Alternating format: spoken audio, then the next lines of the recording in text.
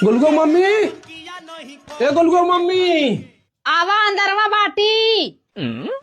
रुको जरा। का होत रे गुलगो मम्मी? दिखात ना आबे का करत हई? कैसन गरमात है? गरमाई ना, दिन भर खटीला तोहरी नहीं ना, लुक लुक लुक लुक गली गली डोलत हई। अरे पगली घूमत नहीं है, गार है नेताजी के रैली में। चलिए भूख लागो कुछ खाई ले। कोनो काम ना धाम, बस कतो सौ बस खाना पे टूट जाया। ली आवत हई भूरा जीन।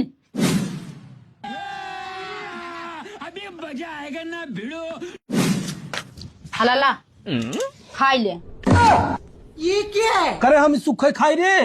हाँ तो बोरन ना है ने, नेताजी की रैली में गरला तो 100-200 रुपए मांगे आलो तो सब्जी भाजी भरे के। हे देख तोर पति मंडल अध्यक्ष हुआ है, गाँव को लोकल फोकल युवा नेता ना है, समझे? ठीक है। हम चलब 100-200 रुपया नेताजी से मांग के अपन घर चलाऊ। समझ गया। मांगे में लाज लगा था 100-200 रुपया, तो खाए में जिन लजा।